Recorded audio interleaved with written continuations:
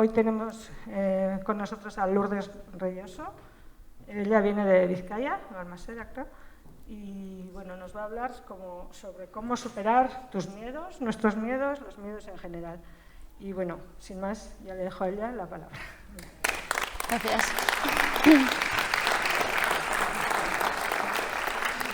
Bueno, en primer lugar, agradecer que me hayan invitado aquí para poder intentar explicar qué es lo que ocurre en el ser humano con el miedo y, sobre todo, cómo podemos enfrentarnos con él.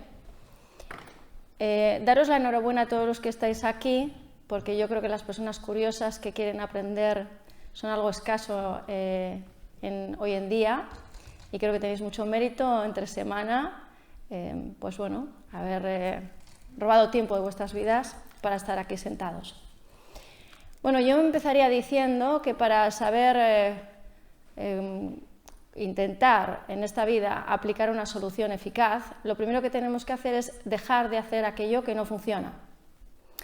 No sé si alguno de aquí sabéis algo de repostería o sois tan ignorantes como yo, pero hay una cosa que yo sé del chocolate, porque me lo hizo saber mi cuñada, que es muy buena repostera, y es que cuando tú quieres hacer que el chocolate se licúe un poco, si tú le echas agua y empiezas a remover, no solamente no se licúa, sino que se queda como una piedra. Esto es un dato importante, porque parece que lo lógico no siempre funciona. Bueno, podríamos decir que en la psicología, aplicar las soluciones que deberían funcionar no siempre funcionan.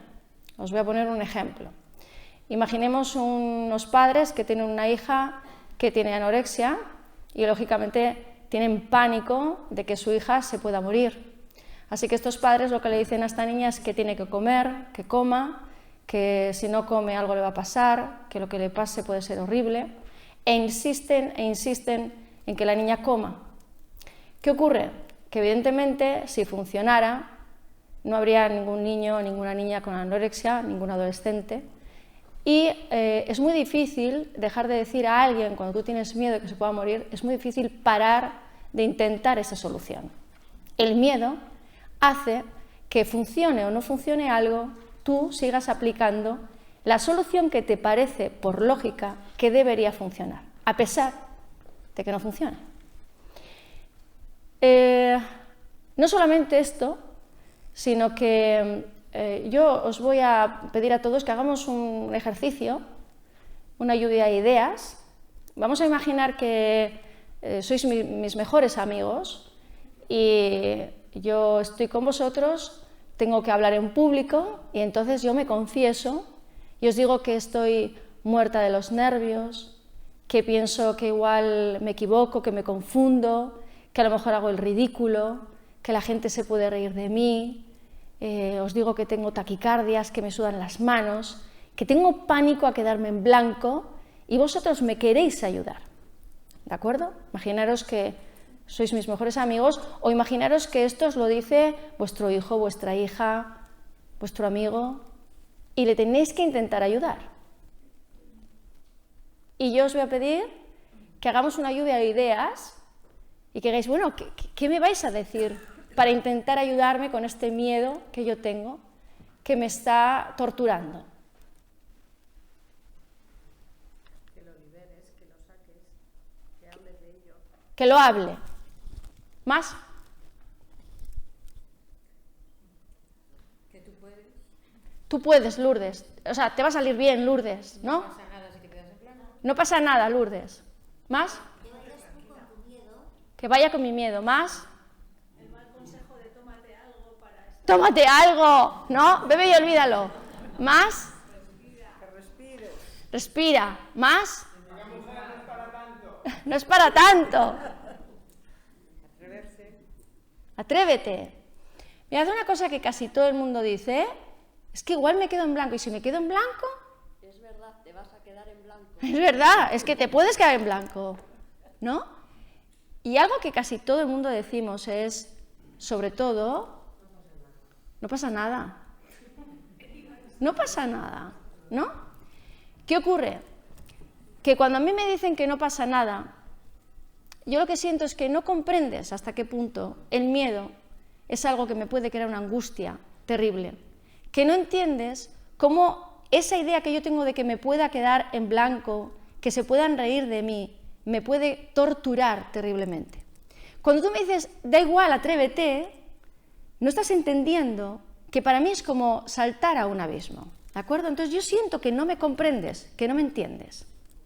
Pero casi siempre lo que decimos es, no lo pienses, tómate algo, es decir, quítate el pensamiento, quítate la sensación, quítate la emoción. ¿No suena?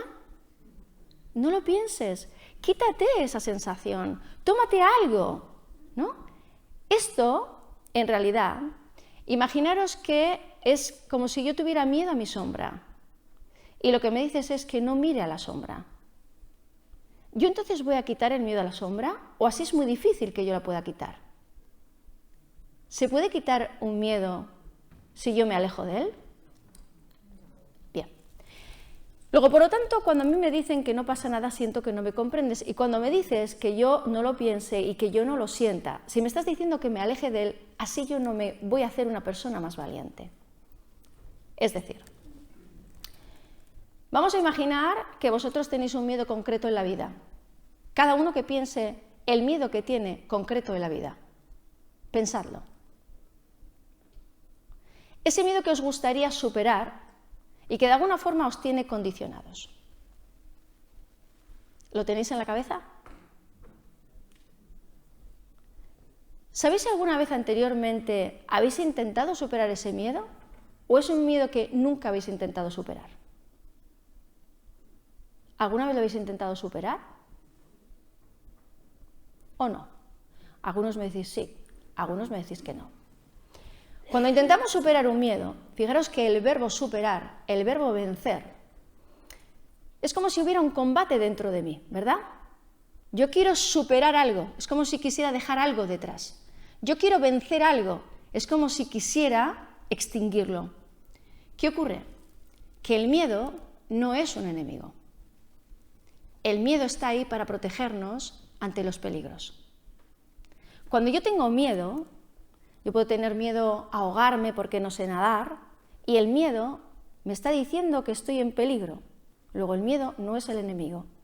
Cuando yo tengo miedo porque no sé conducir, el miedo me dice que puedo tener un accidente. Luego el miedo no es un enemigo. Pero ¿qué ocurre cuando yo quiero no tener miedo? Imaginaros que yo quedo con vosotros en la plaza y estáis ahí esperándome en la plaza y yo salgo de aquí y de repente cuando me encuentro en la puerta veo un perro y yo tengo mucho miedo a este perro. Así que yo puedo hacer dos cosas, yo puedo tocar mi miedo al perro o yo puedo dar todo el rodeo para llegar a la plaza. Si yo evito tocar mi miedo, ¿qué va a pasar con mi miedo? ¿Será más grande o más pequeño? ¿Y qué pasará con mi capacidad para enfrentarme con los miedos? ¿Tendré más capacidad o menos capacidad? Bien. Luego, cada vez que yo en la vida intento no tener miedo, paradójicamente le estoy dando de comer.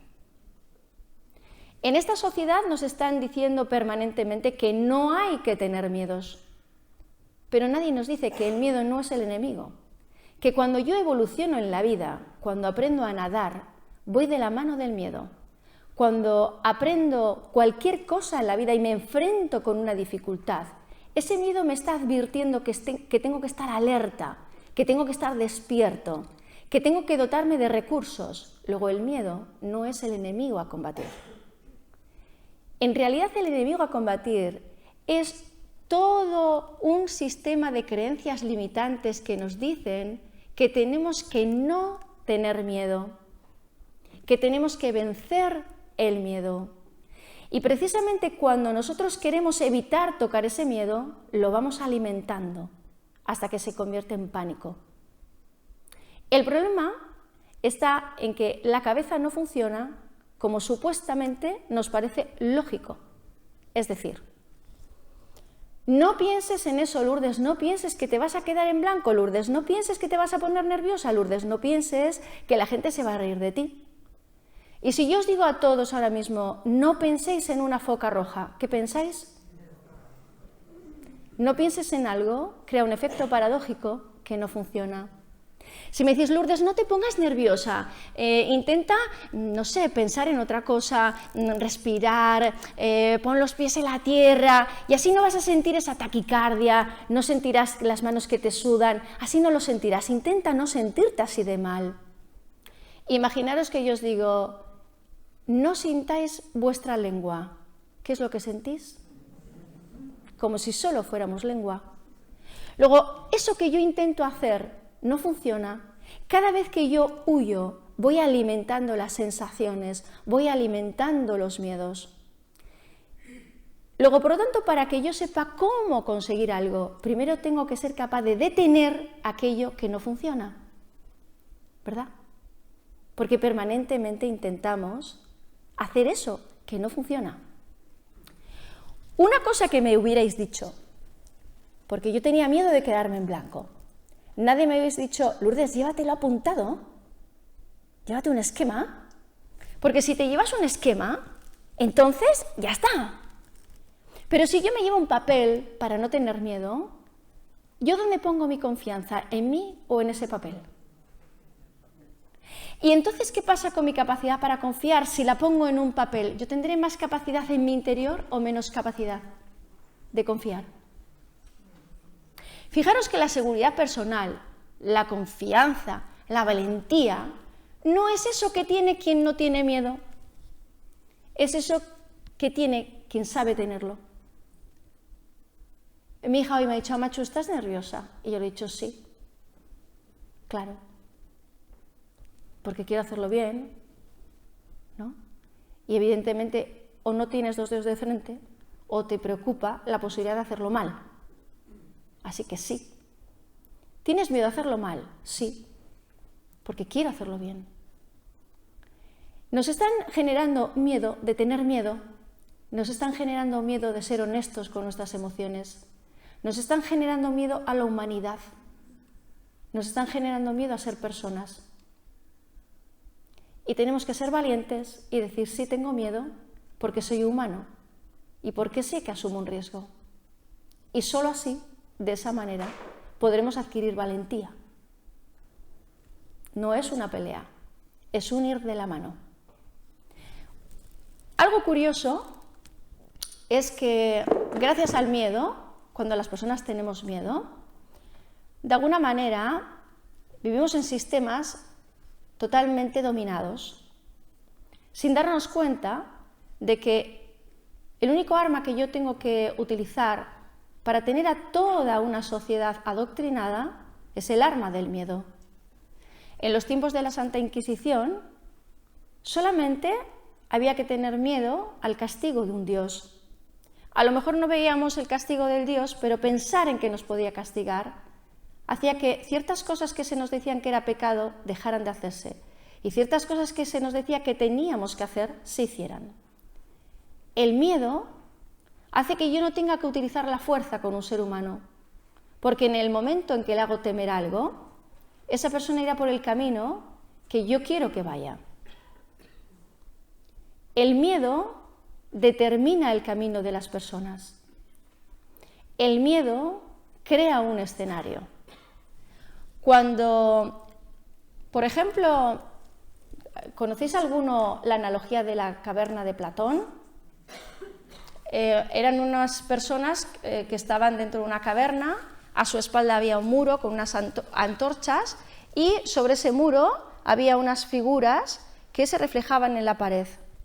Las personas que estaban allí sentadas y únicamente veían las figuras que se representaban en la pared, aquellas sombras, pensaban que aquello era la realidad, porque no habían salido de la caverna.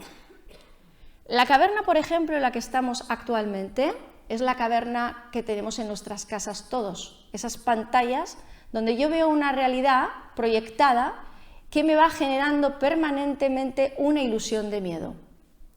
¿Qué tiene que ocurrir para que una persona tenga miedo? A mí no me tiene que morder un perro para que yo tenga miedo a los perros.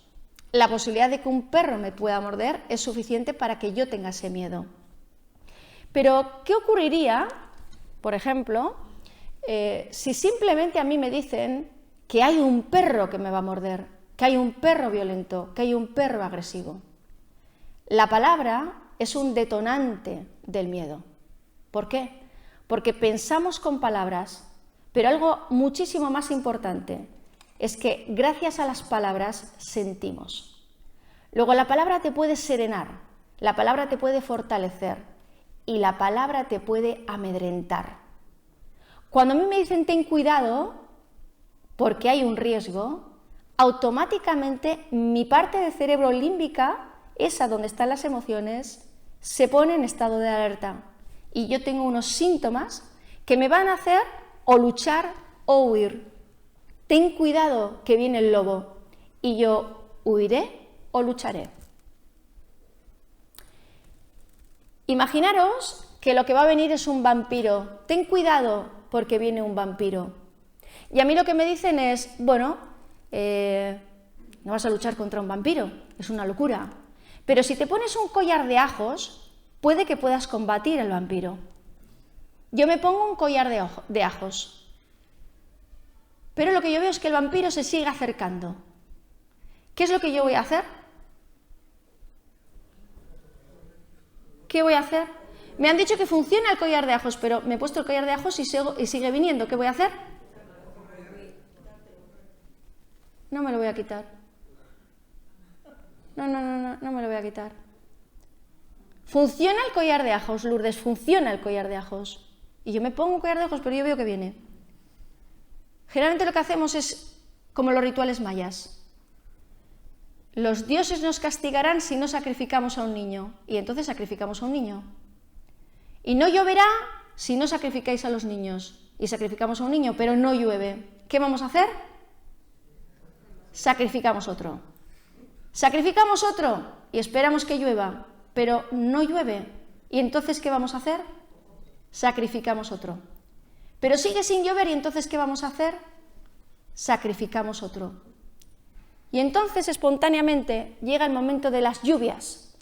Y entonces todos ¿qué vamos a pensar? Que gracias a que hemos sacrificado 20 niños, al final llovió.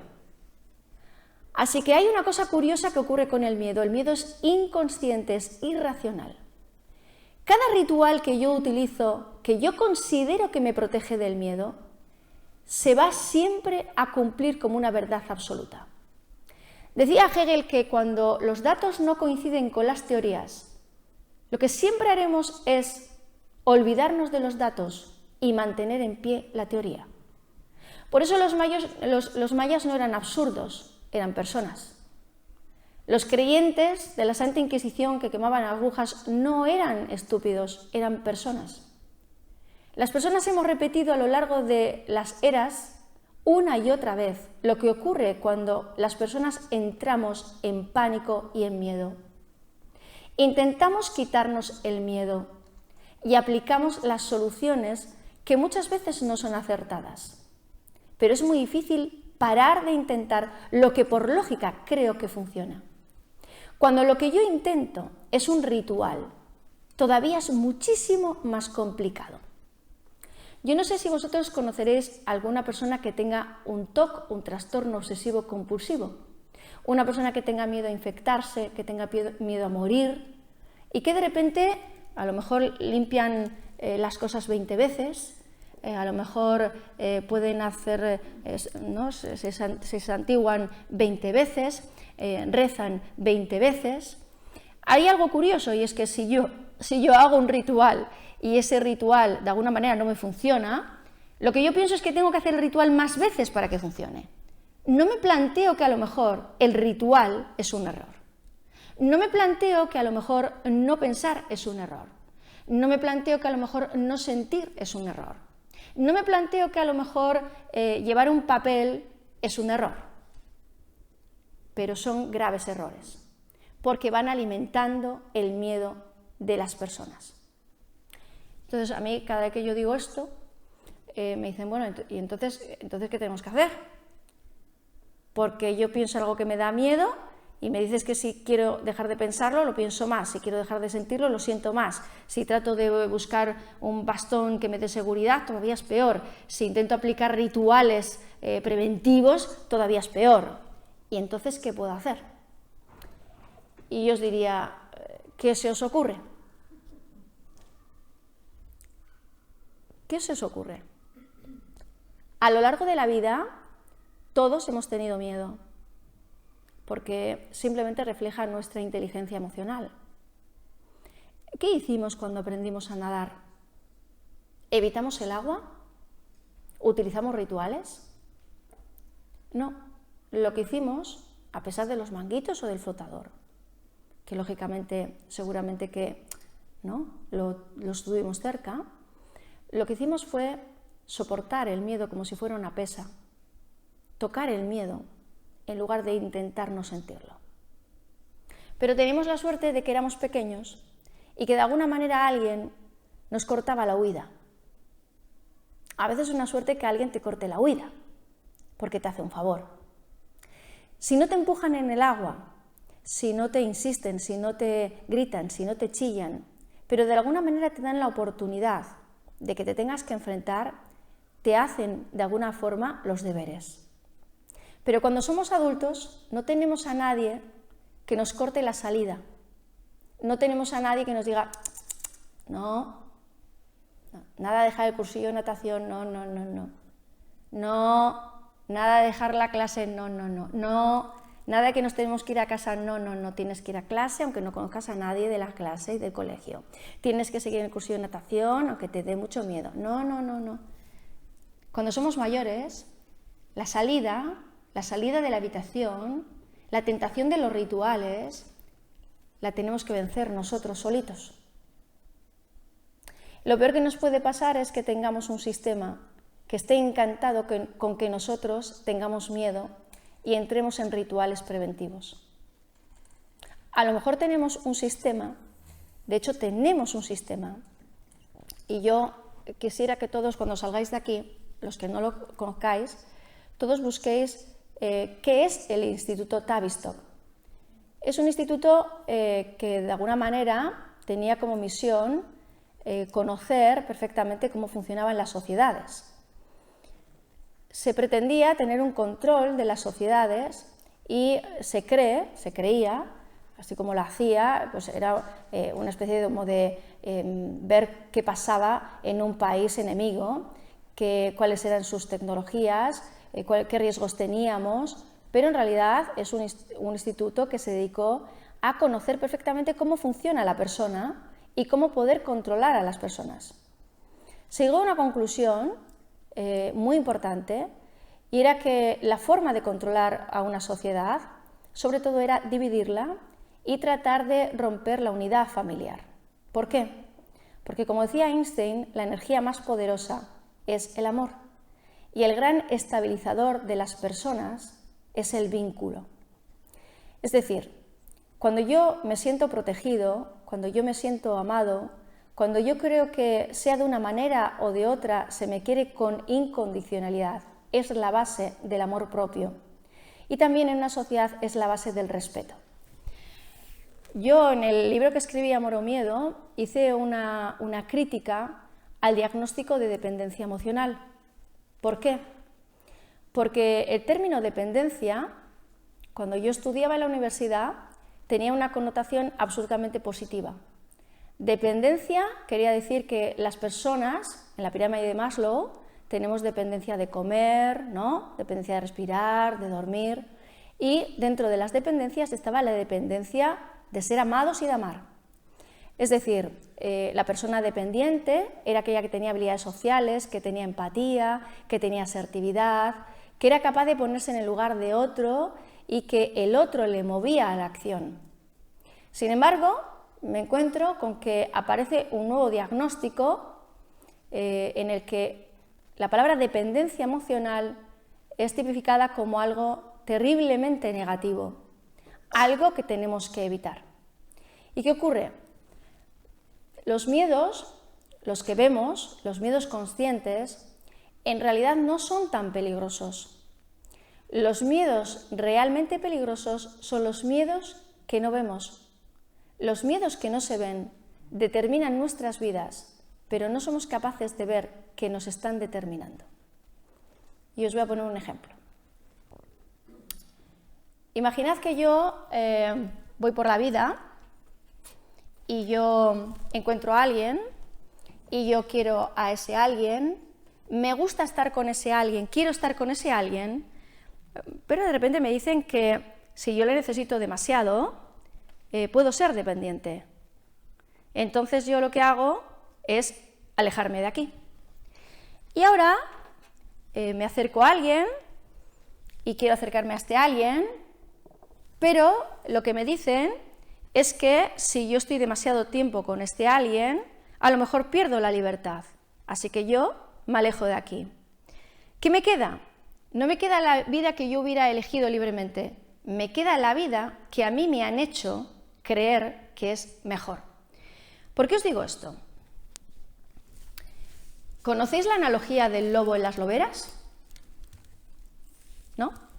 Bueno, yo cuando he estado en otros países, ¿no?, he tenido que explicarlo y yo pensaba que aquí quizás no lo tenía que explicar. Mirad, en la zona de Orduña había muchísimo pastoreo. Había pastores y rebaños de ovejas y los lobos atacaban a las ovejas. Los pastores, lógicamente, no tienen escopetas para poder combatir al lobo, así que utilizaron su grandísima inteligencia e hicieron una especie de pasillos de piedra a modo de embudo y imaginaos unas paredes de piedra, ¿de acuerdo?, que van de ancho a estrecho, hasta que finalmente había una zanja. Lo único que tenían que hacer las personas del pueblo era salir con pucheros, cacerolas, meter ruido, y entonces el lobo avanzaba y él iba solito a la zanja. Cuando a mí me dicen, ten cuidado, que vas a depender, entonces yo tengo miedo a vincularme. Ten cuidado, porque si estás demasiado con alguien vas a perder la libertad y la autonomía. Tengo miedo a vincularme. Algo que era saludable y que se sabía que equilibraba al ser humano, que era el vínculo, de repente nos hacen pensar que es un enemigo que tenemos que combatir. Justamente cuando apareció el término dependencia emocional, yo estaba haciendo sexología y lo que se nos decía era que la libertad sexual era aquella que se tenía cuando no se necesitaba vínculo. Y literalmente un profesor dijo que de hecho la libertad sexual, por ejemplo, quienes más tenían libertad sexual podían ser los homosexuales, que podían tener relaciones sexuales en cualquier lugar, evidentemente a oscuras.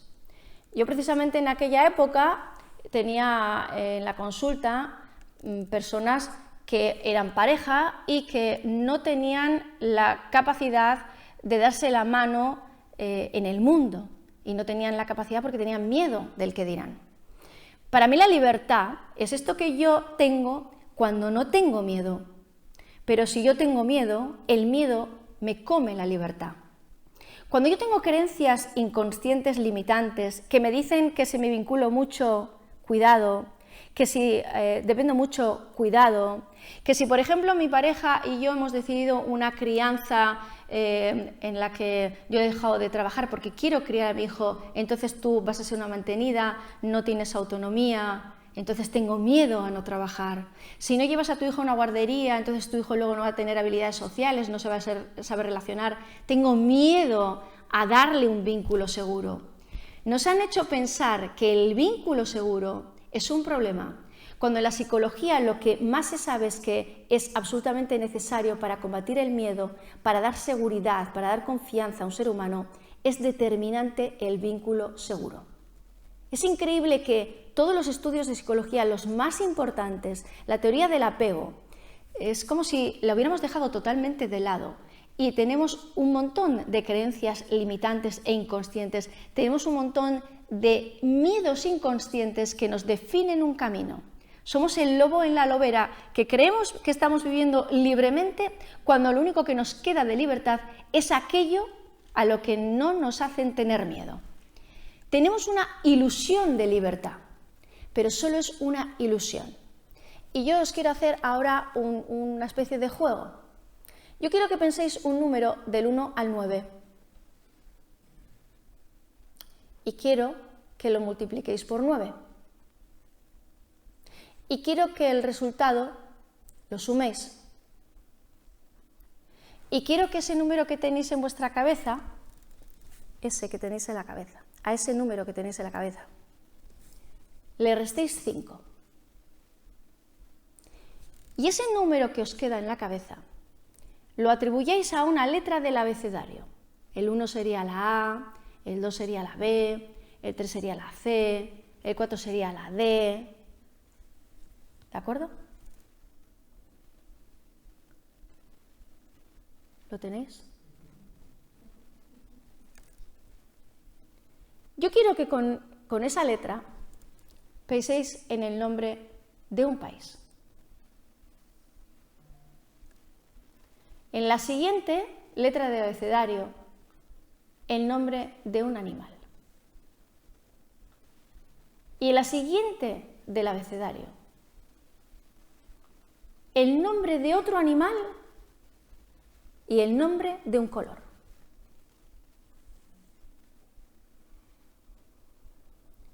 ¿Vosotros pensáis que en Dinamarca podría haber elefantes o focas fucsias? ¿Por qué os reís? Porque tenéis una ilusión de libertad. Y es sorprendente lo previsibles que somos sin saber que somos previsibles. Hubo un tiempo en el que teníamos que ser fuertes o en el que teníamos débito conyugal para ser buenas esposas. Hubo un tiempo, fijaros, en el que las compañías tabacaleras contrataron al sobrino de Freud para que las mujeres fumaran y solamente tuvo que hacer una cosa: ¿quieres ser libre? Y salía una mujer fumando. De repente yo tengo la libertad de que si no fumo, no soy libre. Si no tengo relaciones sexuales, no soy libre. Si me vinculo mucho, soy dependiente. Si yo no trabajo y decido una crianza, no tengo autonomía. Y somos tan previsibles. Romper la familia ha sido facilísimo. Solamente nos han hecho tener miedo a hacer equipo. Facilísimo. Somos tan previsibles. Cuando han querido, porque había que vender armas, y han querido legitimar una guerra, solamente nos han dicho: se ha descubierto que hay armas de destrucción masiva en este país. Hemos tenido miedo y hemos dicho: por favor, que nos libren de la amenaza. Y ya está. Hay algo que tenéis que saber, y es que lo único que hay que generar para despertar el miedo de los seres humanos solamente es una cosa: es la palabra. Yo no tengo que ver que el lobo ha terminado con las ovejas. Si simplemente escucho el lobo, se me eriza la piel. Y cuando lo escucho, yo empiezo a avanzar como el lobo en la lobera hasta la zanja. ¡Que viene el lobo! Y entonces busco la escopeta. Quiero que sepáis, yo como experta en comunicación estratégica, siempre digo, como decía Wittgenstein, que el límite del lenguaje es el límite de la mente. La palabra nos empuja a la acción, porque la palabra nos genera una emoción. Yo que, quienes no me conozcáis, todos los que me conocéis lo sabéis de sobra, llevo 2 años alertando a la población de la manipulación psicológica que hemos tenido con el tema pandemia, que cambió su definición justamente antes del tema de las vacunas, y también precisamente el tema, la palabra vacuna cambió su definición antes de la pandemia. No sé si será una casualidad que de repente pandemia no suponga un exceso de mortalidad y que la palabra vacuna no tenga que inmunizar para llamarse vacuna. Pero yo creo que cuando se quiere llevar a una población a una zanja, el poder de la palabra es absoluto. Creo que a todos os sonará qué es el respeto y qué es la falta de respeto, qué es la tolerancia y qué es la falta de tolerancia. Yo que he dado muchos cursos de prevención de bullying, he dicho durante este tiempo que era terrible que las personas tuvieran miedo a expresarse libremente y a expresar libremente lo que pensaban, lo que opinaban, pero sobre todo algo que me parecía terrible, era que se tuviera miedo a pensar o a dudar. Quien dudaba era castigado. Cuando las personas tenemos miedo a dudar, de repente aquella palabra maravillosa que se utilizó con la Santa Inquisición vuelve otra vez a ponerse de moda. La palabra hereje, que se utilizaba para toda aquella persona que no hacía lo que se tenía que hacer según la Santa Inquisición, simplemente tiene una raíz, que es aquel que decide tener un pensamiento libre, propio. Y durante todo este tiempo hemos sido los que hemos visto en la televisión, para nuestra vergüenza y nuestra desgracia, una apología del odio, que ha hecho que muchísimas personas tuvieran miedo a expresar que no coincidían con que los niños se tuvieran que inocular, o que no coincidían con que necesariamente esto fuera bueno. Hemos visto estas Navidades cómo las personas han tenido miedo de decir libremente que habían elegido una no inoculación, porque en la televisión, en la caverna de Platón, se decía dónde vais a sentar a esos que os van a contagiar.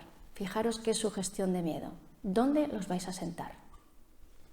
A esos que os van a contagiar. Porque vosotros que tenéis un ritual preventivo, que ya os habéis puesto el collar de ajos, estáis a salvo, estáis protegidos.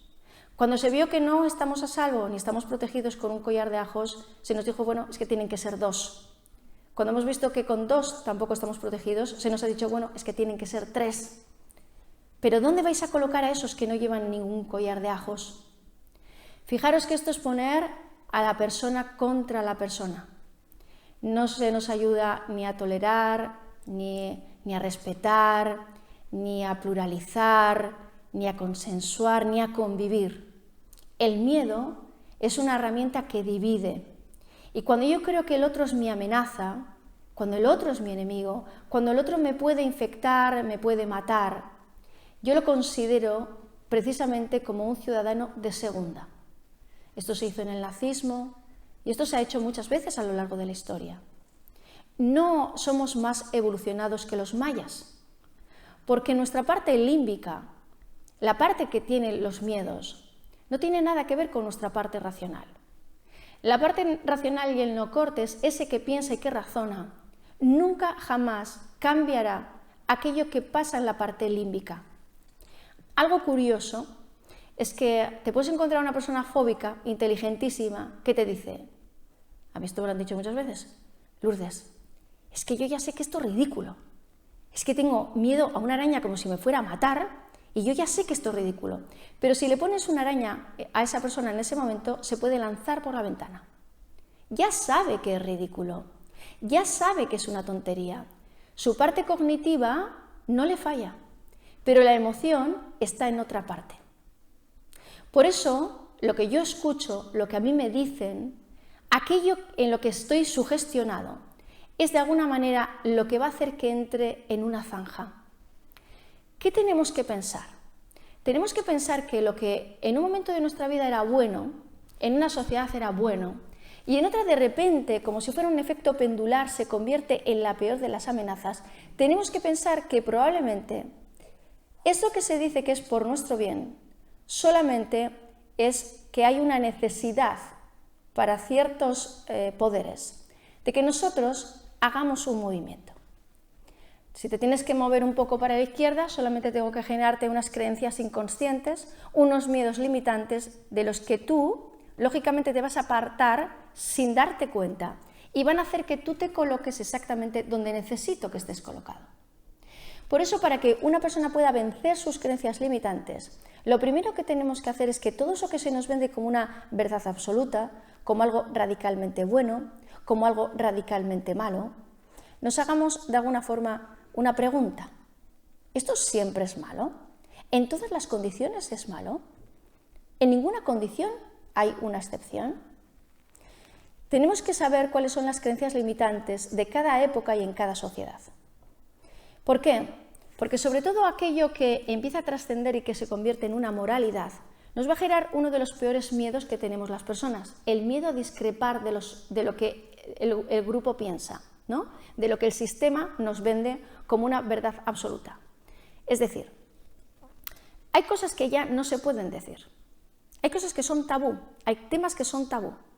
Si tú, por ejemplo, yo ahora como sexóloga, ¿no? Que he hecho muchas veces cursos de educación sexual, yo ahora como sexóloga digo que la ideología de género es una barbaridad, me pueden decir que soy una transfoba, que soy una retrógrada, pero es curioso, yo hace más de 15 años, a lo mejor en un programa de televisión, decía que hay que respetar a la disforia de género, que no se puede decir esto es un niño, esto es una niña, que no se puede sexar como si fuéramos pollos, esto lo he dicho yo en público, y ahora lo que digo en público es que estamos creando disforias de género que no deberíamos generar, estamos empujando a la enfermedad. Pero si tú lo que dices es que no se puede hablar con los niños de determinadas cosas, porque cuando decía Aristóteles que no hay una respuesta inteligente a una pregunta incorrecta, cuando un niño le pregunta si quiere más a su papá o a su mamá, simplemente le creas una confusión y una tensión que nadie debería tolerar. Cuando a un niño le dices qué orientación sexual tiene, cuando tiene una edad en la que ni siquiera tiene una orientación sexual definida, porque todos podemos trastear, yo soy una niña y trasteo con las niñas, yo soy un niño y trasteo con los niños, pero esto no define una orientación sexual. Si ahora, por ejemplo, dices que esto es una barbaridad, te dicen que eres retrógrada, porque hay que educar a los niños, hay que educarlos, pero no sugestionarlos, no llevarlos a la zanja, a una zanja a la que probablemente los estamos llevando. Entonces, el primer miedo que tenemos que combatir es el miedo a discrepar y discernir de lo que la sociedad nos dice que hay que pensar. Si tú eres tolerante, tienes que pensar esto. Si tú eres evolucionado, tienes que pensar esto. Tened cuidado cuando os dicen lo que tenéis que pensar para ser evolucionados, para ser tolerantes, para ser libres, para ser inteligentes. Cuando alguien te dice lo que tienes que pensar, lo que es correcto pensar, lo que es evolucionado pensar, lo que muestra una tolerancia, lo que muestra un respeto, un civismo, tened cuidado porque os están adoctrinando. Entonces, lo primero es tocar el miedo a discrepar, a discernir, a pensar por uno mismo a pesar de que sea tan poco atractivo el hecho de discrepar en ciertos temas. Decía Machado en una poesía preciosa: no se extrañe, compañeros, que esté mi frente arrugada. Yo vivo en paz con los hombres y en guerra con mis entrañas. Hay veces que uno tiene una voz interior que le dice: hombre, pero esto así siempre, esto así nunca, este maniqueísmo de todo blanco, todo negro. A veces uno tiene una voz dentro que le hace dudar, pero nos da miedo discrepar delante del grupo. Fijaros que en esto somos como los adolescentes, que si todo el grupo fuma, nos da miedo decir yo no. Si todo el grupo bebe, nos da miedo decir yo no. Si todos se ríen porque somos el diferente, nos da miedo ser el diferente. Pero a veces ser diferente no está mal, es un acto de valentía. Entonces, lo primero que yo os diría es que cuando tengáis miedo, no lo veáis como un enemigo. Tenéis que pensar que a lo mejor tenéis miedo porque estáis en una situación en la que estáis corriendo un riesgo, en la que estáis a un paso de poder evolucionar. Lo único importante es que si cuando yo tengo ese miedo, retrocedo, lo evito, jamás voy a liberarme. Si lo que yo hago es aquello que el grupo me dice que es lo correcto, puede que sea un lobo en una lobera y no me dé cuenta de que estoy avanzando hacia una zanja. Mi abuela probablemente tuvo miedo de ser aquella que podía parecer una mala mujer de su marido. Nuestras abuelas tenían el débito conyugal. El débito conyugal era que tú no podías decir no quiero tener relaciones sexuales. En los tiempos de mi abuela, a la mujer que no disfrutaba con un orgasmo, la etiquetaban, la ponían un diagnóstico de histérica. Es una histérica porque no disfruta a través de su vagina. Fijaros que los diagnósticos de cada época, los diagnósticos psiquiátricos de cada época, han ido con lo que de alguna manera se nos decía que era correcto o incorrecto. Pero después ya nadie escucha el término de histeria. Una mujer no se siente histérica y enferma si no disfruta con la vagina. De repente ya no hay que tener débito conyugal. Pero ahora, nuestras hijas, las personas jóvenes, resulta que el miedo que tienen o el débito que tienen es no fusionarse demasiado, no vaya a ser que dependas, no tener una vida sexualmente demasiado estable, no vaya a ser que te prives de libertad. En cada época nos ponen unas paredes en la zanja, que nos lleva a la zanja, y tenemos que saber cuáles son las paredes, cuáles son las creencias limitantes que nos dicen lo que es bueno, lo que es peligroso, lo que es acertado, lo que es correcto, lo que es incorrecto. Si yo veo las paredes y puedo imaginarme la zanja, puedo tener un pensamiento crítico. Si somos como los que estamos en la caverna de Platón, los que creemos que eso que se nos hace pensar es la realidad, vamos a terminar todos viendo elefantes o focas fucsias en Dinamarca. Pero no somos libres, solamente es una ilusión.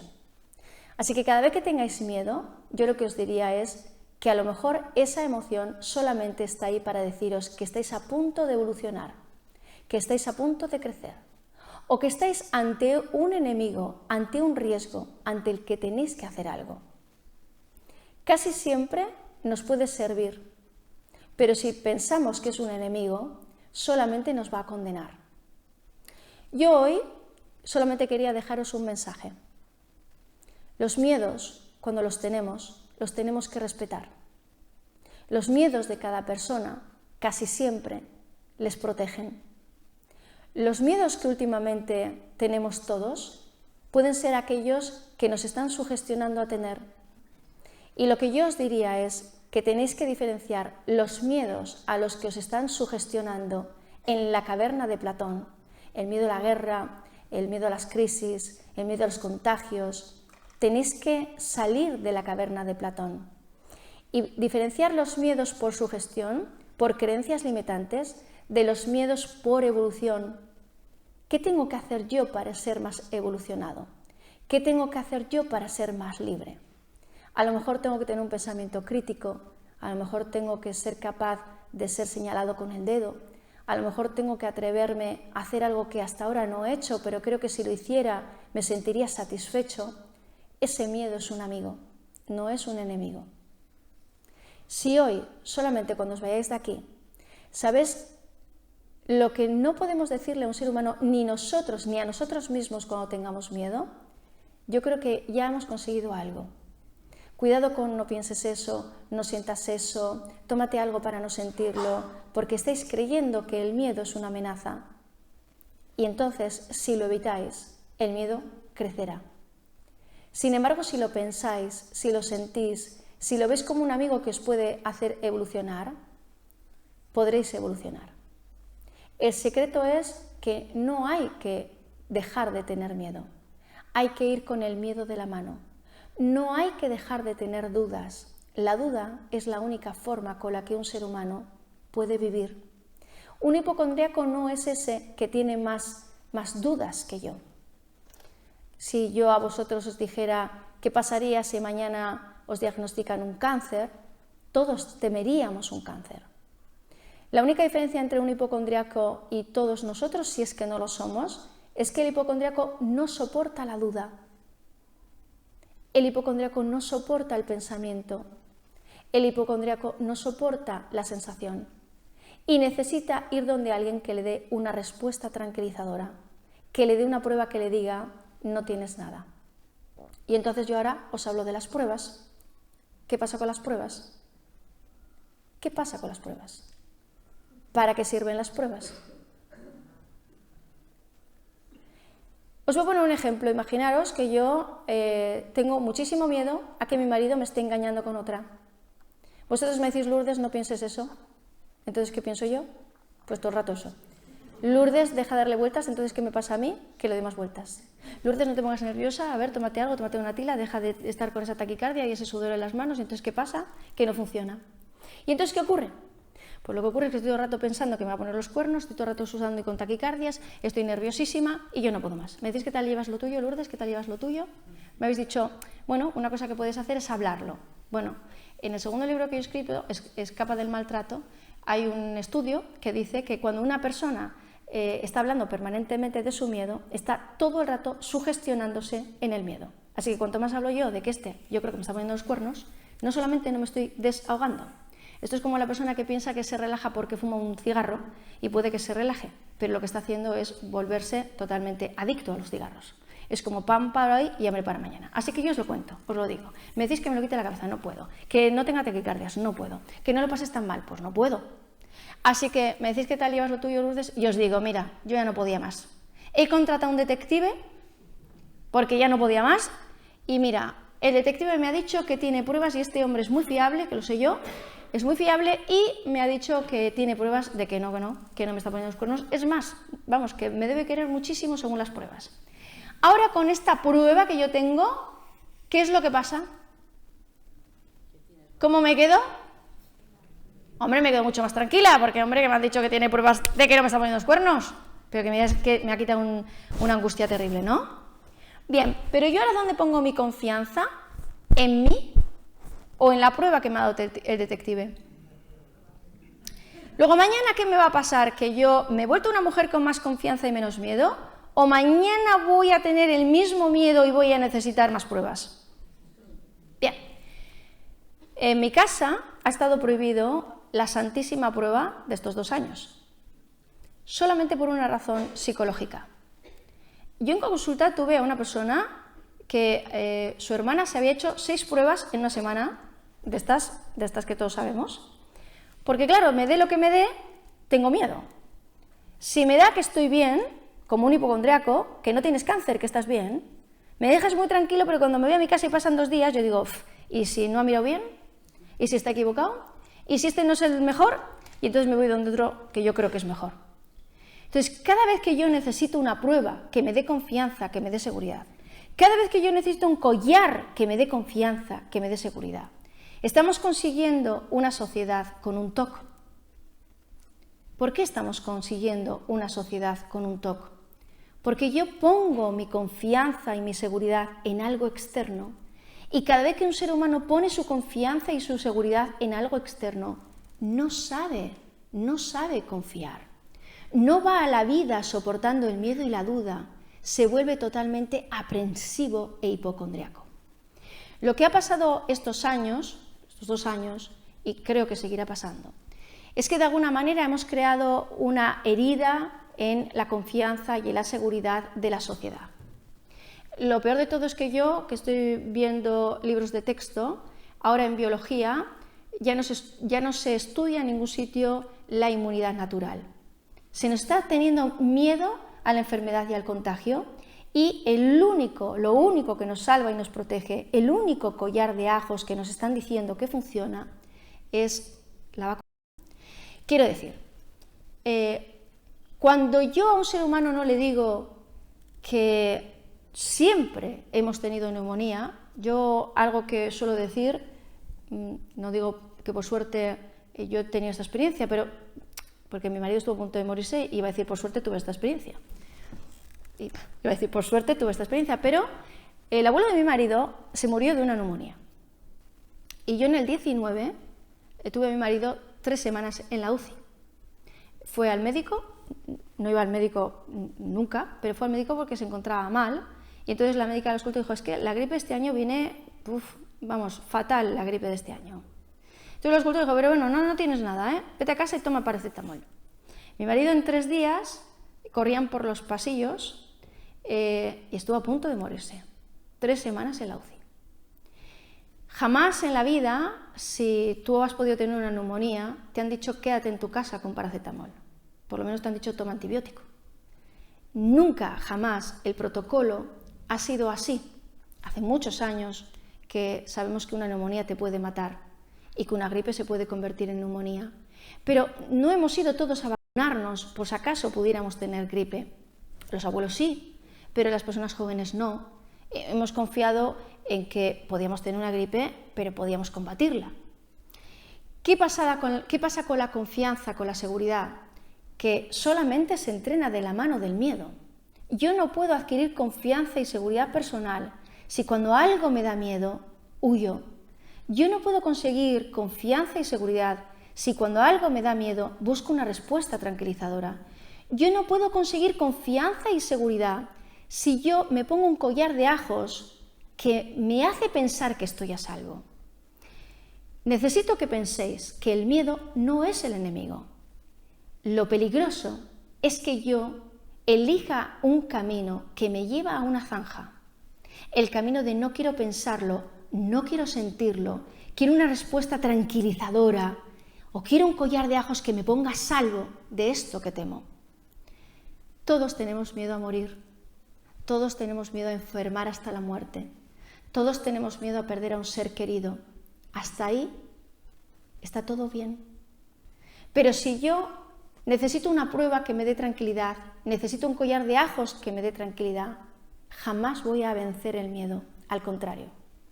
El miedo, como si ese collar de ajos fuera una carcoma, poco a poco y progresivamente me va a ir minando mi capacidad para confiar, mi seguridad ante la vida. La única certeza en esta vida es que no hay certeza. El miedo, la duda, es un enemigo, es un amigo y no un enemigo con el que tenemos que aprender a convivir. Pensad por qué últimamente se nos ha metido tanto ruido. ¿Por qué han venido los pastores con las cacerolas? ¿Cuáles son las paredes que se han creado? ¿Y cuál puede ser la zanja? Tened pensamiento crítico, no creáis nada, pero dudad de todo.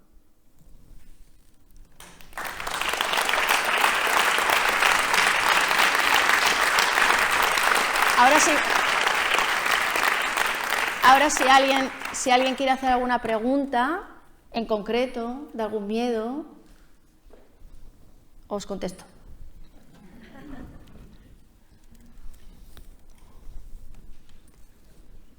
¿Quieres venir? Ay, aquella chica.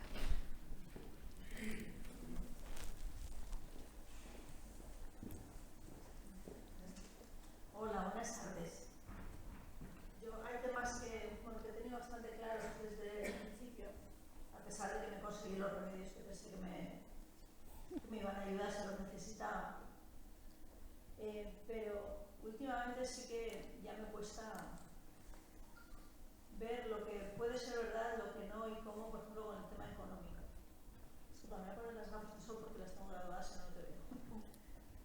Y ahí sí que veo que efectivamente también los medios de comunicación nos están bombardeando con todo tipo de cosas, desde que no vamos a tener para comer hasta que vamos a morirnos de frío porque no hay, por el precio de las materias primas, energía y tal. Pero luego al final tienes que tomar una decisión, no abro un negocio, porque yo esta decisión la tuve que tomar hace unos meses. Y miedo no, yo empieza por A y acaba con A. Y dije, no me meto. Porque a mí me parecía que, ya no sé si es miedo o si es incertidumbre, no sé cómo llamarlo, pero Es muy buena pregunta. Mirad, yo en su momento escribí un artículo en la crisis anterior y yo dije que a esto en psicología se llama la teoría autocumplida. Si tú dices que va a haber una crisis, ¿quién invierte? ¿En qué se invierte? ¿Qué se hace con el dinero? Cuando tú dices que viene una crisis, todo el mundo se para, nadie invierte, nadie mueve el dinero. Si nadie mueve el dinero, ¿qué pasa? Que hay una crisis. La teoría autocumplida es un arma de manipulación. Estamos ante la caverna de Platón. Si quieren una crisis, tendrán una crisis.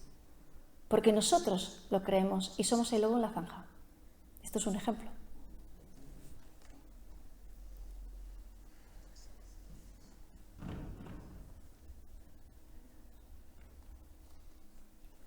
Por eso tenemos ilusión, ¿no?, de libertad. Porque yo creo que soy libre para hacerlo o no hacerlo. Pero si yo tengo miedo, ¿qué hago? Pues no lo hago. Y si todos tenemos miedo y nadie mueve el dinero, ya está. Entonces la teoría se cumple. Somos muy previsibles.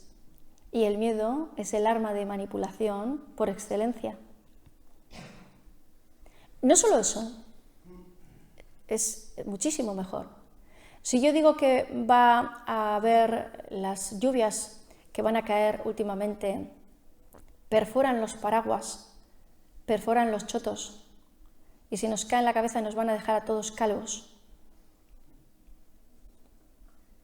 Pero yo tengo un champú, que es lo único que funciona para que la gente, en cuanto se moje y se lo dé, no se quede calvo. ¿Qué va a pasar con este producto? Que todo el mundo va a correr para tenerlo, ¿no? Porque van a venir las lluvias ácidas que os van a dejar calvos y lo único que funciona es esto. Me ha costado muchísimo conseguirlo, he estado meses a todo trapo para conseguirlo, pero al final lo he conseguido y esto funciona. Mirad, las creencias limitantes tienen algo muy curioso. Y es que no nos damos cuenta de que son una contradicción y aun siendo una contradicción nos convencen. Yo esto lo aprendí, es que los errores son maravillosos y yo os voy a contar un error que cometí varias veces, que yo no me considero tonta, pero cometí este error varias veces. Yo me hago una casa y en la fachada de mi casa yo veo un material que me dicen que es lo último, lo más novedoso, que es buenísimo, que imita a madera antigua y me dicen que eso lo resiste todo. Me cuesta un pastizal, pero era tan bonito y me dicen que es tan bueno que yo forro la fachada de mi casa, menos mal que son muchos cristales y no había mucha fachada, yo la forro de aquello. Pasan 6-7 años y con las dilataciones aquello se empieza a levantar de una forma terrible. Intentamos arreglarlo, pero al de 2 años se vuelve a levantar. ¿Qué tuvimos que hacer? Pues quitarlo. ¿Y qué pusimos? Caravista de toda la vida. Después tenemos una especie de charca, que hace, como una especie como de madera, como de puerto, y entonces nos dicen que hay algo que imita madera de puerto, lo último de toda la vida, lo último, y nos dicen que es lo mejor, que es para siempre, esto es para siempre, esto es para toda la vida, ¿eh? Esto, vamos, hagas lo que le hagas, esto resiste.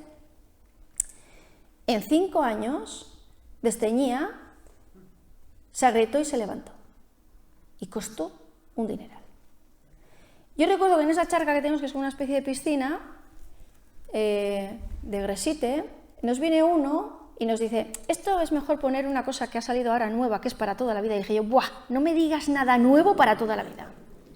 Yo he aprendido que decir nuevo y esto es para toda la vida es una contradicción, es una aporía, pero no me había dado cuenta.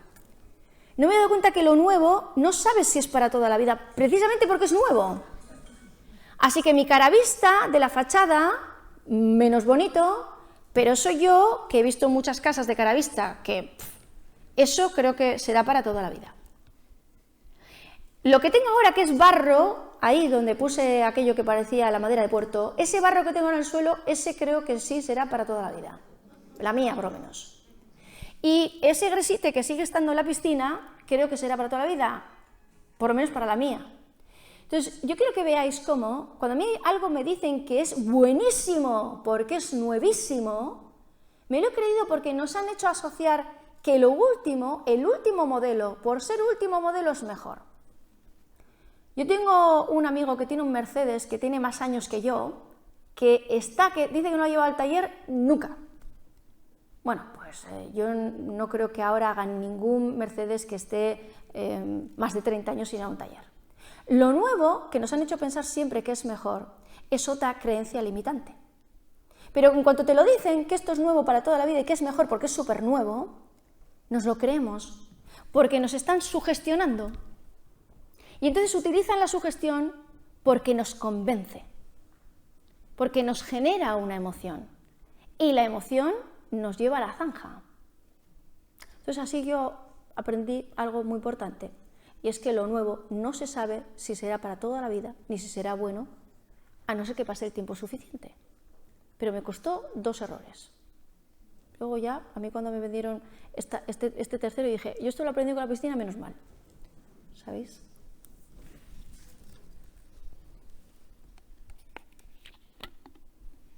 ¿Alguna pregunta más?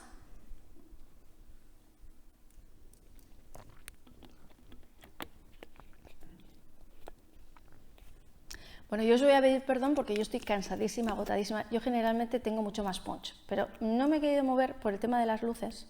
Y entonces hoy he estado así, como un poco, igual que os habéis un poco medio dormido. Que yo suelo tener bastante más punch, pero bueno, que me habéis encontrado un poco cansadita. Pero vamos, que puedo contestaros a preguntas. Vamos, que esto no quiere decir que no quiera trabajar, ¿eh?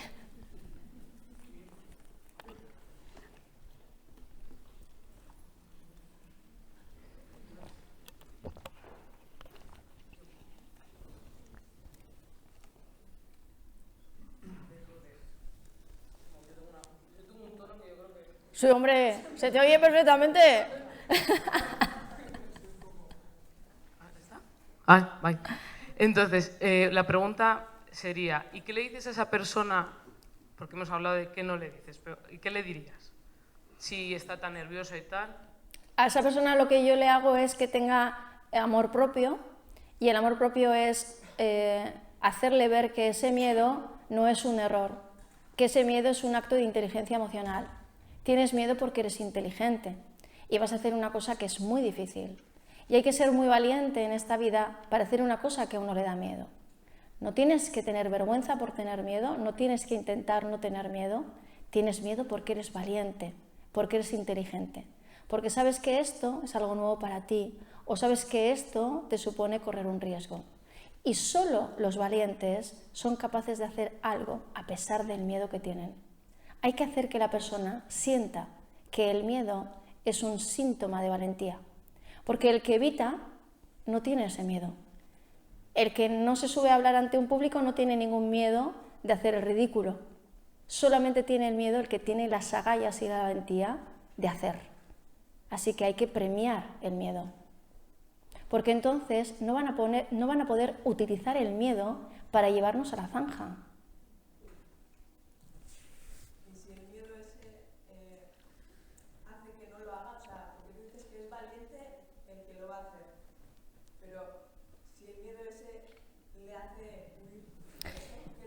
Muy bueno, mira, cuando nosotros pensamos que el miedo es el que nos hace no hacer, estamos confundiendo el miedo con todo lo que yo estoy haciendo para no sentirlo. Quiero decir, la persona que se colapsa es la persona que ya ha intentado no pensarlo, que ya ha intentado no sentirlo, que ya ha intentado buscar respuestas tranquilizadoras, que ya ha intentado mecanismos de control. Entonces llega un momento en el que crece tanto ese miedo, Paracelso decía que la dosis está el veneno. Entonces, ¿el miedo cuándo sube de dosis? ¿Cuándo no es ese miedo inteligente y prudente? Cuando yo estoy permanentemente combatiéndolo. No nos colapsa el miedo. Lo que nos colapsa es que yo estoy todo el rato intentando no pensarlo, intentando darme respuestas tranquilizadoras, y cuando yo lo estoy haciendo mal, entonces el miedo crece. Un poco como lo del chocolate que os he dicho, ¿no? Creo que con agua yo lo voy a licuar y lo único que hago es que se convierta en una piedra. Entonces, no es el miedo que yo siento en principio no es lo que me colapsa, sino todas las soluciones intentadas, erróneas, que yo estoy siguiendo de un modo obcecado, porque aunque no me funciona, yo sigo intentando no pensarlo o no sentirlo. Si tú lo que me quieres decir es, ya, pero ¿cómo lo hago? ¿Pero tú estás dispuesta a hacerlo sintiendo el miedo? ¿O tú quieres hacerlo no sintiéndolo? Esta es la trampa. Ah, bueno, pues mira, esto es una pregunta maravillosa porque ese detalle es vital. ¿Cómo ayudo yo a alguien que tiene miedo? En primer lugar, tenéis que tener una cosa clarísima. Cuanto más... Mira, este ejemplo yo siempre lo pongo porque soy sexóloga y entonces me divierte este ejemplo. El sexo es placer, el sexo es deseo. ¿Qué tiene que hacer mi pareja para que yo cada vez tenga menos ganas? ¿Qué tiene que hacer? y se ríe la gente, porque todo el mundo sabe la respuesta, porque lo único que tiene que hacer alguien para que yo deje de tener deseo y placer es insistir. La insistencia crea resistencia. Así que si yo quiero que alguien deje de tener miedo, yo digo, venga, pero métete en el agua, que está muy buena, pero ya verás, pero si está riquísima, que no te va a pasar nada. Insisto, insisto, insisto, ¿qué va a ocurrir? Que solamente creo resistencia. Cuando una persona tiene miedo, nosotros no podemos hacer nada para que deje de tener miedo. Si yo quiero vencer un miedo, solo yo y nada más que yo en primera persona puedo hacer algo. ¿Puede un experto ayudarme con mis miedos? Sí. Depende de qué experto. Porque si me dice que no lo piense, pues vamos mal. Porque eso ya lo he intentado yo. Entonces, alguien puede ayudar de alguna manera si esa persona quiere hacerlo. Pero tenemos que tener mucho cuidado porque a veces podemos tener un hijo o una hija que tiene un miedo y justamente lo que nosotros le decimos y nuestra insistencia, lo único que hace es que su resistencia sea cada vez mayor. Entonces, si yo tengo a alguien que tiene miedo al agua, me puedo meter en el agua, disfrutar en el agua, reírme en el agua y sobre todo no decirle a esa persona que se meta en el agua. Porque la apetencia sí puede poco a poco vencer los miedos. El deseo puede poco a poco vencer los miedos. Pero la insistencia jamás vence los miedos, justo al contrario. Crea cada vez una resistencia mayor. Así que tener cuidado con esto de querer ayudar cuando alguien tiene miedo. O cuidado con intentar convencer a alguien de algo de lo que no está convencido. O cuidado con intentar abrirle los ojos a alguien cuando tiene una creencia. Porque cuanto más insistís vosotros en vuestro argumento, lo único que conseguís es que la resistencia del otro sea cada vez mayor. Porque no funciona. La sugestión funciona, la insistencia jamás.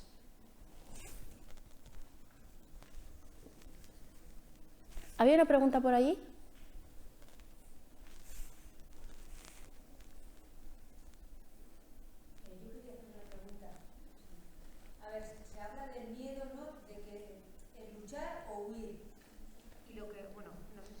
Lo de luchar y huir. Pero, ¿qué pasa cuando te bloquea, ¿no? Cuando el colapso, ¿cómo sales de ahí? Porque, bueno, tú si luchas, pues ya estás haciendo algo. Si huyes, estás haciendo algo. Pero si te bloquea... Bueno, casi siempre cuando las personas entramos en un bloqueo puede ser porque tenemos un anclaje psicológico, ¿no? Quiero decir, imaginaos, por ejemplo, un anclaje psicológico o tenemos clarísimamente un estado de alerta absoluto. Por ejemplo, si yo estoy en la cama y yo escucho que alguien está abriendo la puerta de mi casa, esto me hace tener una conciencia clarísima de que estoy en un riesgo absoluto, ¿no? Si nadie debería entrar en esa casa y yo veo que alguien está entrando, yo entro en un bloqueo. Pero fijaros que ese bloqueo, esa quietud extrema, en realidad es un sistema de defensa, porque lo que yo hago prácticamente es dejar de respirar, ¿no? Es como si no emitimos ningún ruido, y eso es un sistema de defensa. Claro, cuando yo me quedo bloqueado en algo que yo debería enfrentar, vuelvo a repetir que casi siempre es porque yo estoy intentando no sentir esas sensaciones físicas. Claro, pero me estáis hablando, cuando yo entro en rapto emocional, me estáis hablando ya de estados de pánico o estados de angustia. Ninguna persona tendría pánico si no hubiera intentado no pensar, si no hubiera intentado no sentir. El pánico llega cuando yo he intentado solucionar de un modo erróneo multitud de veces. Espontáneamente es un sistema de defensa el bloqueo, pero ese bloqueo de yo quiero conducir pero entro en bloqueo es porque yo he intentado no pensar que voy a tener un accidente, yo he intentado no ponerme nerviosa, yo he intentado no tener las sensaciones físicas y todo esto que yo estoy intentando hace que el chocolate se vuelva piedra. No sé si me explico. Por eso yo digo que para que yo acierte con la solución debo tener la capacidad de parar, de intentar aquello que no funciona. Pero muchas veces nos cuesta terriblemente dejar de intentar lo que no funciona. Y vamos al abismo.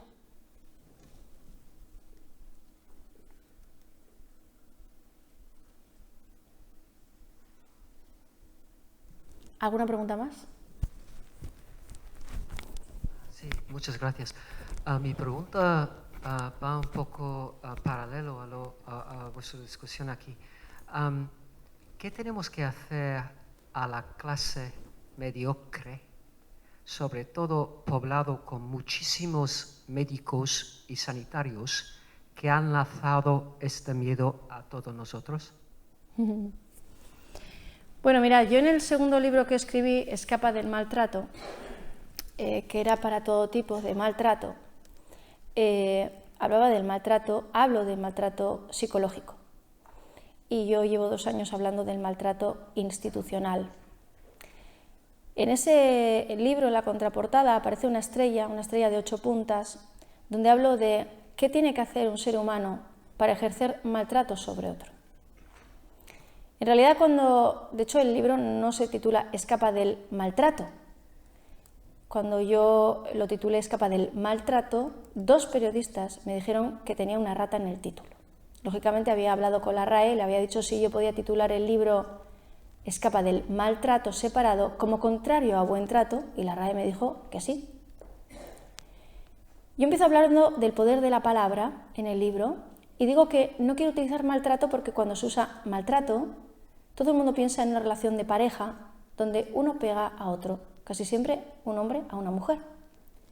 Pero el maltrato lo puede hacer una madre con su hija, una hija con sus padres, un compañero de trabajo con otro, unos alumnos con otro alumno. El maltrato solamente requiere un golpe, el golpe de la palabra. Cuando yo a una persona la hago de menos, la juzgo, la critico, la reprocho, la humillo. Cuando yo le doy un consejo que no me ha pedido, tengo una comunicación jerárquica en la que hago que esa persona esté por debajo de mí. Ay, Lourdes, ¿cómo vas con esas pintas? Yo te lo digo porque te quiero. Es que como te quiero mucho y te quiero ayudar, te digo que es que eso no te queda nada bien. Y solamente con la palabra se va erosionando mi autoestima. Por eso lo primero que yo he dicho es que, aunque estoy absolutamente de acuerdo con que ha habido una manipulación masiva, que se nos ha empujado desde el miedo, que hay una intención absoluta, que se nos dijo una cosa y luego se nos ha dicho otra. Yo siempre digo que todos tenemos que saber que cuando una persona se queda en una relación de maltrato, no es porque sea estúpida, no es tonta, no es inferior. Yo en ese libro hablo de 2 juezas, que la segunda para mí era como un déjà vu de la primera, porque me decía, esto yo pensaba que le pasaba a otro tipo de mujer, pero no a mí. Yo siempre he sido segura. ¿Por qué estoy aquí? No es que solo le pasa a los inseguros, o solo le pasa a los mediocres, o solo le pasa a los tontos. Le pasa a las personas que son sugestionables. ¿Y quién es sugestionable? La persona que tiene miedo a discernir del grupo, la persona que tiene miedo a ser señalado, la persona que tiene miedo a que le censuren, la persona que tiene miedo a que le abandonen. Por eso, las primeras palabras que se utilizaron, que se les llama palabras mordaza en psicología, fueron negacionista y antivacunas. Si yo tengo a una mujer y la estoy maltratando, lo primero que yo hago es aislarla a un tipo de comunicación. Yo soy quien te voy a proteger, yo soy quien te va a salvar. Y toda la gente que te hable mal de mí son tus enemigos y te quieren mal. Tus amigas si te hablan mal de mí son tus enemigas, no te quieren bien. Por eso el negacionista y antivacunas fueron las palabras mordaza para que nadie pudiera salir de la caverna de Platón. No son personas inferiores. Simplemente estaban bajo su gestión. Pensaban que había llegado el lobo y había que correr. Pensaban que había una lluvia ácida y alguien había utilizado el champú milagroso que era seguro y para toda la vida. Y lo creyeron. Yo no soy tonta y me creí que algo nuevo era para toda la vida. Y no me di cuenta del oxímoron. Y no soy tonta. Es que ellos son expertos en manipulación. Y tenemos que entender que tienen a los mejores expertos en manipulación psicológica. Hemos dicho todos, ¿qué pasa? Dicen una cosa y mañana la contraria. Dicen que hay que hacer esto y mañana lo contrario.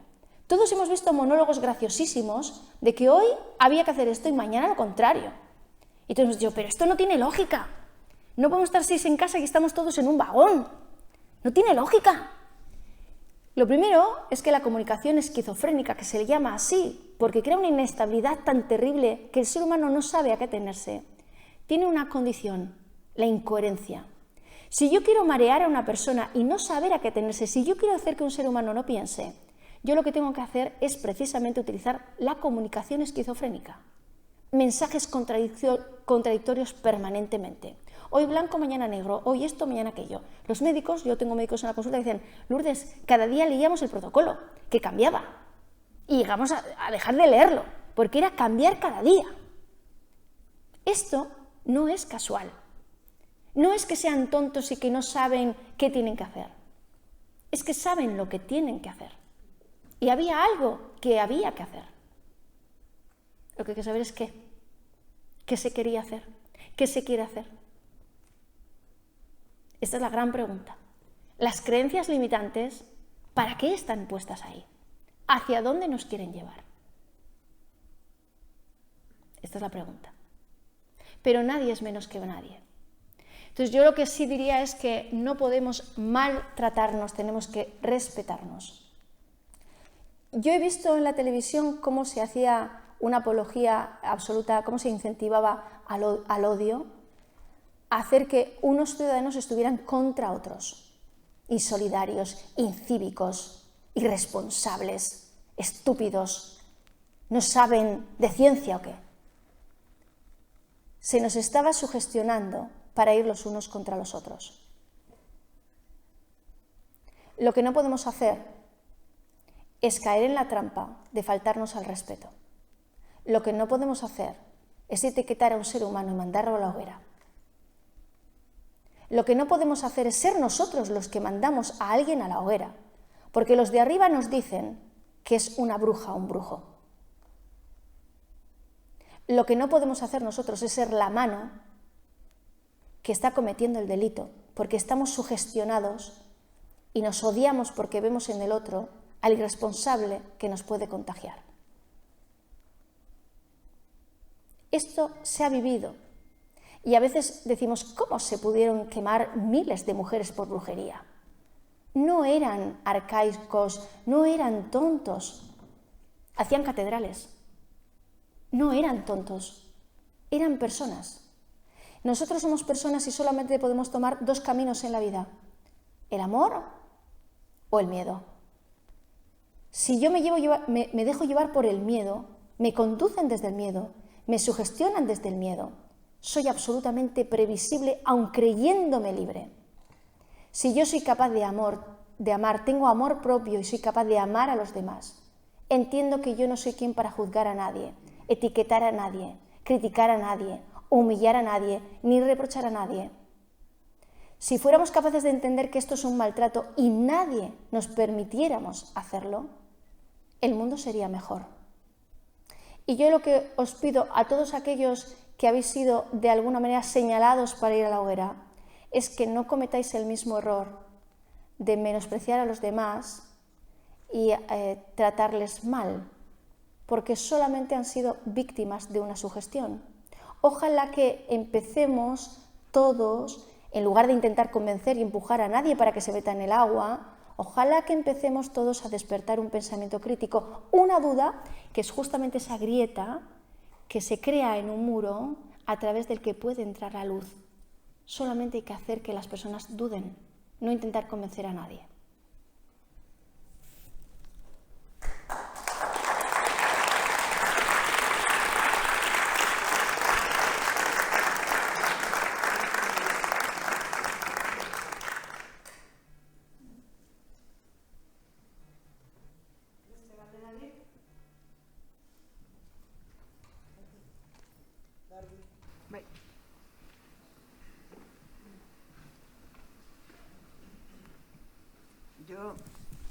Yo lo que me pregunto, no sé si funciona. ¿Funciona? No sé. Bueno, yo lo que me pregunto es la gente que ha visto que con la primera no, que con la segunda no, que con la tercera tampoco, ¿cómo se puede meter una grieta en esa gente que sigue, que ahora se pondrá la cuarta? ¿Y qué es lo que a esa gente le mueve en permanecer en ese estado, ¿no? Si es el miedo... Esto es un TOC. Mirad, se ha creado un TOC. Yo necesito que todos entendáis esto, porque esto es...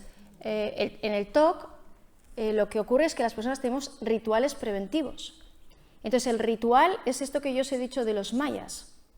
Cuando yo creo que algo malo puede ocurrir, por ejemplo que hay una sequía y nos moramos todos, y me dicen que con un sacrificio de un niño lloverá, cuando yo sacrifico al niño, si no llueve, como yo creo que ese sacrificio de los niños lo que hará que llueva, entonces yo tendré la creencia de que quizá con el primero no, pero con el segundo será definitivo. Y entonces sacrificaré dos. Los rituales preventivos siempre son así. Quiero decir, no sé si conoceréis a alguien, os recomiendo la obra de teatro de TOC, ¿no? Es maravillosa. Cuando yo creo que si yo me limpio, entonces no me contagiaré, yo me limpio. Pero yo no me limpio una vez. Como eso es un ritual preventivo, yo me voy a limpiar una vez, pero como el miedo y la duda siguen en mi cabeza, luego me voy a limpiar dos. Como el miedo y la duda siguen en mi cabeza, me voy a limpiar tres. Y como yo estoy poniendo mi confianza en el lavado de manos, por eso terminaré lavándome 100 veces. Pero la confianza y la seguridad nunca llegará. Por eso lo que se ha creado en esta sociedad es un TOC. Y en el TOC no ocurre que yo digo, no funciona con el sacrificio de un niño, luego por lo tanto vamos a dejar de sacrificar a los niños. No, pues hacemos un ritual. Y aunque no funcione, lo que yo creo es que a lo mejor necesitamos 2 niños. Y cuando no funciona, yo digo, bueno, es que igual necesitamos 3 niños. Y lo peor de todo es que cuando llueve y hemos sacrificado a 15 niños, nos convencemos de una cosa. Para que llueva, hay que sacrificar a 15 niños. No dudamos de la creencia. Lo que decía Hegel, cuando los datos no coinciden con la teoría, olvidamos los datos y mantenemos la teoría.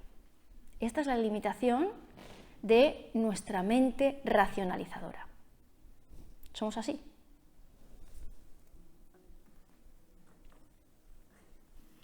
A ver, a mí, por ejemplo, el miedo con las vacunas, que se dice mucho la sanidad, pero las sanitarias hemos sido las primeras que nos han metido miedo.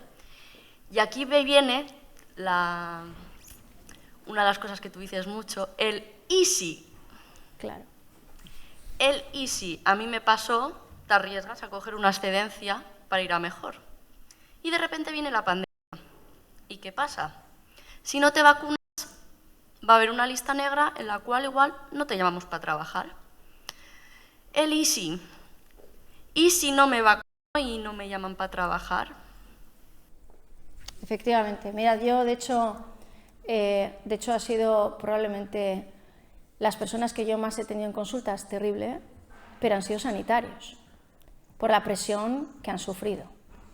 La presión de tengo que hacerlo porque si no me quedo sin trabajo. La presión de no puedo hablar porque si hablo me quedo sin trabajo.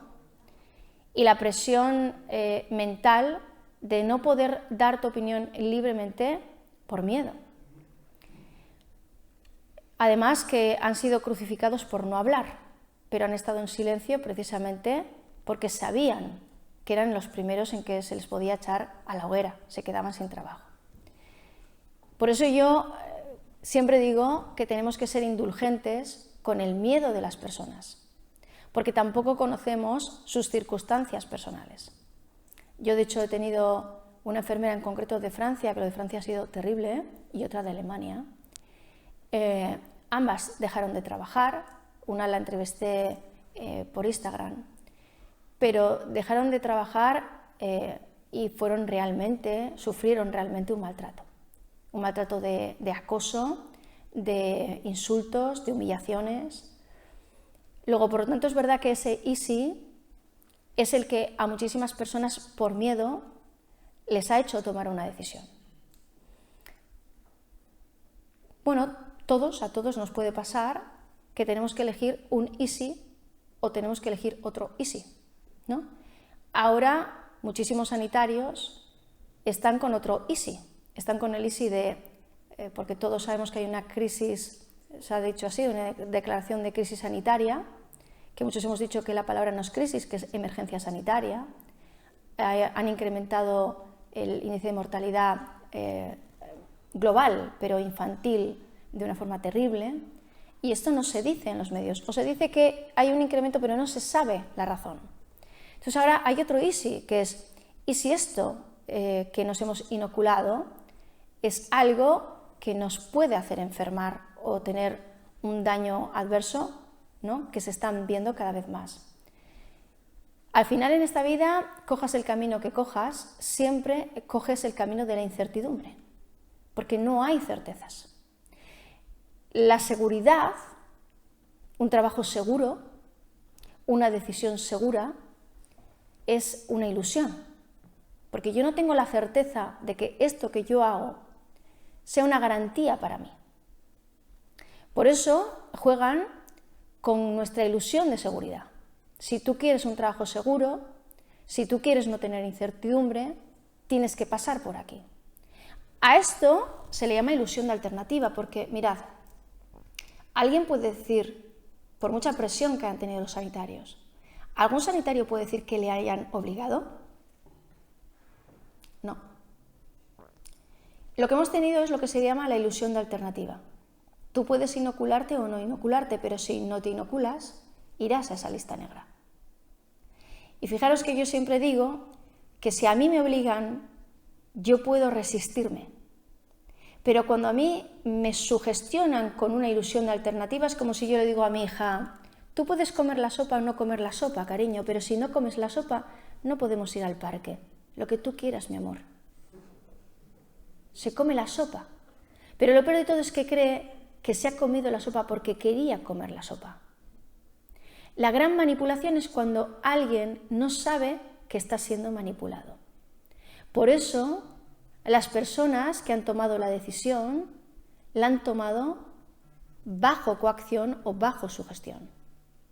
Y lo terrible es que como nadie nos ha obligado, nadie será responsable.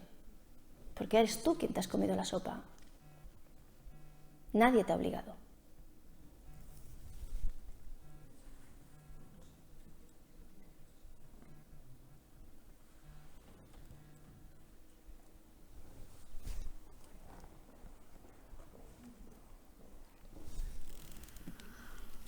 Bueno, yo quiero preguntarte sobre la razón en todo esto, la racionalidad.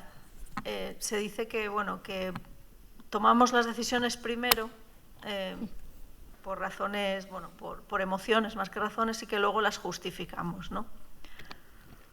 Pero realmente es así, o sea, podemos agarrarnos a la razón para tomar buenas decisiones.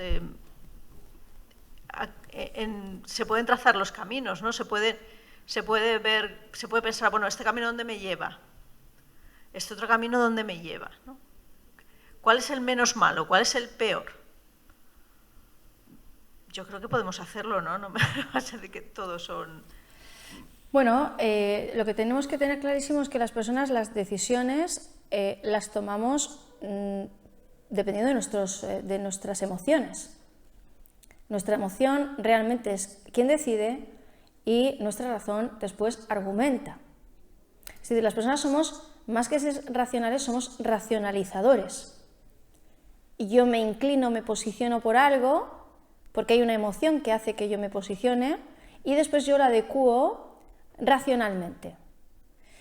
¿Qué es lo que pasa? Que, por ejemplo, hay un experimento, lo digo porque muchos que a lo mejor tenéis datos, habéis dicho, es que a la gente le das datos y las personas, fíjate, es que no hay manera, y yo suelo decir, bueno, vamos a ver, el experimento de Milgram, un experimento que se hizo sobre disonancia cognitiva, curiosamente parece increíble, ¿no? Pero esto yo, por ejemplo, lo tengo escrito en el libro de Escapa del maltrato. Era un experimento terriblemente tedioso, aburridísimo, y se distribuyó a los participantes en dos grupos. A unos se les dio las gracias y al otro se les pagó por acudir al experimento. Cuando terminó el experimento tedioso y horriblemente aburrido, se pidió a todos los participantes que por favor dijeran a los que estaban en la sala que había sido un experimento muy agradable para que nadie dejara de participar en el experimento. Lo que vieron es que aquellas personas que habían sido pagadas, de alguna manera se reían así un poco como, pues les tenemos que mentir, ¿no? Y sin embargo aquellos que no habían recibido nada por participar en el experimento, que lo habían hecho voluntariamente, se convencían de que el experimento no era aburrido. A esto se le llamó disonancia cognitiva. Cuando yo creo que soy inteligente y he participado en algo voluntariamente a cambio de nada, yo creo que eso en lo que yo he participado no es malo, porque si no, no me creo tan inteligente. Esto ya está estudiado hace muchos años.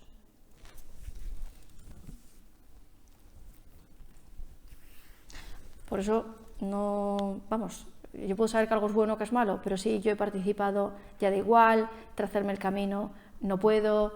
Yo puedo saber dónde quiero terminar en la vida, ¿no? Y yo, ¿dónde quiero terminar? ¿Yo qué quiero hacer? Yo quiero sentirme bien conmigo, y para sentirme bien conmigo, ¿qué tengo que hacer? Yo puedo tener ese trazado de vida, pero cada paso que yo dé es porque yo creo que esto es correcto, porque creo que me hará sentir bien, porque creo que no estoy haciéndolo mal, ¿no? Fijaros que todos son emociones. Me siento bien cuando hago esto, me siento mal cuando hago aquello, me duele si hago esto, ¿no? Todos son emociones.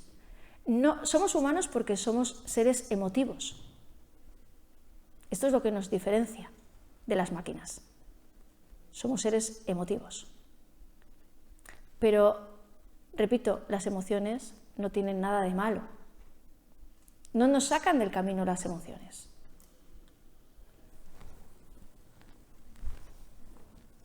Cuando uno siente que está inconscientemente y se da cuenta igual, una persona la manipula de alguna manera, hay que poner límites. Hay que poner límites para que uno mismo tiene que centrarse en tener amor propio y siguiente la ilusión para no poder caer al abismo. Mirad, los límites para mí será lo más saludable que puede aprender un ser humano. Y tenemos que entender que el límite es que cuando alguien empieza a ser jerárquico conmigo, tenemos que decirle que no lo admitimos. Cuando yo actúo en la vida y alguien se permite hacerme un comentario acerca de mi vida, como si fuera un experto de mi vida, yo tengo que decir que no lo admito. Cuando a mí alguien me da un consejo que yo no pido y entra hasta la cocina en mi casa, yo tengo que decir que no lo admito. Lo que pasa es que para que yo pueda poner límites tengo que tocar el miedo a que el otro me abandone, me rechace, se enfade. Fijaros que yo no puedo poner límites si no soy capaz de tocar ciertos miedos. Pero es verdad que sin ninguna duda es lo más saludable. De hecho, cuando a las personas se las respeta, casi siempre es porque todo el mundo sabe que esas personas son capaces de poner límites. Y ocurre que cuando alguien es complaciente con el mundo, todos los demás, se atreven a ser jerárquicos con él. Es decir, yo puedo ser una madre, pongo la comida, he estado toda la mañana, la pongo en la mesa, y yo puedo tener un hijo o una hija que me dice, ¡jo, esto es una porquería, que no me gusta nada! Y entonces yo no me di cuenta que esa crítica es un maltrato y me empiezo a justificar. Y si yo me empiezo a justificar, jo, es que fíjate que si eso el otro día te gustó, pero si no está malo, si yo me justifico, me coloco arriba, me coloco debajo, me coloco a la misma altura, debajo. Tenemos que saber que justamente cuando alguien me juzga, me critica y yo trato de defenderme, sin entender que la única defensa es no tolerar ese maltrato y decir, bueno, lo puedes comer o no comer. Puedes comer o no comer, pero esto es lo que hay. Yo no me voy a quedar justificándome como si tú fueras mi juez. Y vivimos en una vida en la que no nos atrevemos a poner límites, y no solamente eso, vivimos complaciendo al mundo, y no solamente eso, Vivimos tratando de buscar que el mundo nos apruebe o tratando de conseguir que la gente nos dé su bendición. Y entonces no solamente no ponemos límites, somos aquellos que vivimos complaciendo al mundo. Y no hay nada que erosione más la autoestima de un ser humano, su confianza, su seguridad y su amor propio, que tratar de complacer al mundo. Tenemos que ser capaces de vivir con nosotros a pesar de que al mundo les podamos disgustar.